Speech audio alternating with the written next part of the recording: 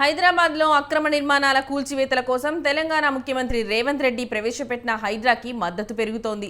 మొదట హైడ్రాపై సొంత పార్టీ కాంగ్రెస్ నేతలతో ఇబ్బందులు వస్తాయని రేవంత్ రెడ్డి భావించారు. అయితే ఆయన నిర్ణయానికి కాంగ్రెస్ ఎమ్మెల్యేలు మద్దతు పలుకుతున్నారు.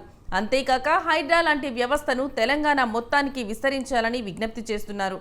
హైడ్రా ఏర్పాటుపై ఎమ్మెల్సీ జీవన్ రెడ్డి, విప్ అడ్లూరి లక్ష్మణ్ అభినందనలు తెలుపుతూ రేవంత్ రెడ్డికి లేఖ రాశారు.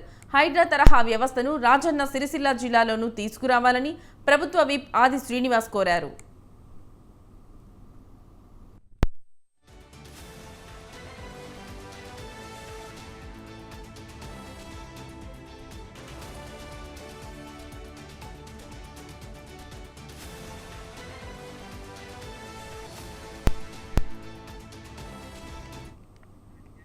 వేములవాడ నియోజకవర్గంలో మాజీ ఎమ్మెల్యే రమేష్ బాబు ఎఫ్టీఎల్ పరిధిలో గెస్ట్ హౌస్ కట్టారని ఆది శ్రీనివాస్ లేఖలో పేర్కొన్నారు.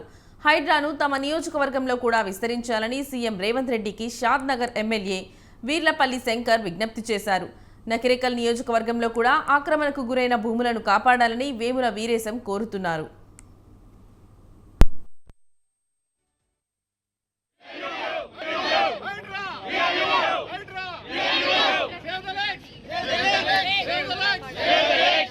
మా నియోజకవర్గాలు కూడా విస్తరిస్తే, ఇది జిల్లా హెడ్ క్వార్టర్లకు విస్తరిస్తే, అదే విధంగా మండల ఎస్వార్సులకు కూడా విస్తరిస్తే ఈ సంస్థను పూరా తెలంగాణ మొత్తం విస్తరిస్తే బాగుంటుంది. కాబట్టి ప్రజలందరూ ఆశిస్తారు.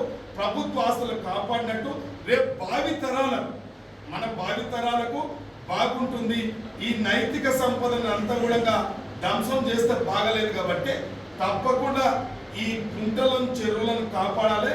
అక్రమణకు గురి కాకుండా ఈ పిరంగి కాలువను కూడా కాపాడాలి. ఈ పిరంగి కాలువ లాగా ఎన్నో ఫీడర్ ఛానల్ ఉన్నాయి మన నియోజకవర్గంలో కూడా. మన నియోజకవర్గంలో బొప్పిల చెరువు ఉంది. బొప్పిల చెరువు అలిగెళ్ళినప్పుడు సర్ప్లస్ వాటరు పెద్ద ఫీడర్ ఛానల్ ద్వారా అక్కమ్మ చెరువుకు, అంచుకుంట చెరువుకు పోతుంది. ఇవాళ ఒక రియాల్టరు పాలకులు చేసిన పొరపాటు, రియాల్టర్ చేసిన పొరపాటు, డిపార్ట్మెంట్ చేసిందా, ఇరిగేషన్ డిపార్ట్మెంట్ చేసిందా తెలియదు. కానీ తప్పకుండా హైడ్రా చేసే పని చాలా బాగుంది. ప్రజలందరూ హర్షిస్తూ ఉన్నారు. కాబట్టి మాకు కూడా ఆ కార్యక్రమాన్ని ఇక్కడికి విస్తరింపజేస్తే మంచి జరుగుతుంది.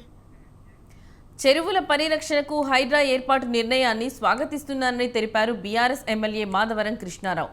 చెరువుల సంరక్షణకు నాలాల ఆక్రమణలు కూడా తొలగించి చెరువులను అభివృద్ధి చేయాలని కోరారు.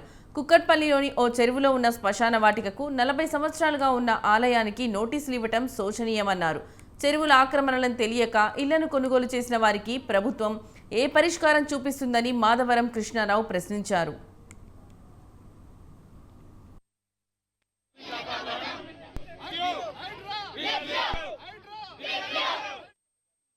పట్టదారులు ఉన్నటువంటి వాళ్లకు మరి మీరు టీడీఆర్ ఇచ్చి వాళ్ళను పక్క జరుపుతారా?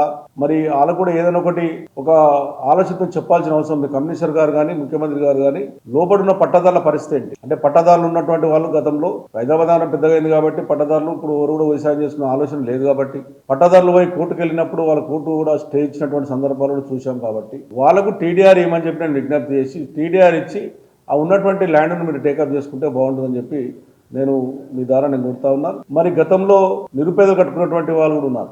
నిరుపేదలు కట్టుకున్నటువంటి వాళ్ళు చెర్లలో వాళ్ళు పుణ్యానికి ఎవరు కట్టుకోలేదు. చాలా మంది ఎవరో వచ్చి అమ్మి నిరుపేదలు కొనుక్కున్నారు. మరి అలా పరిస్థితి.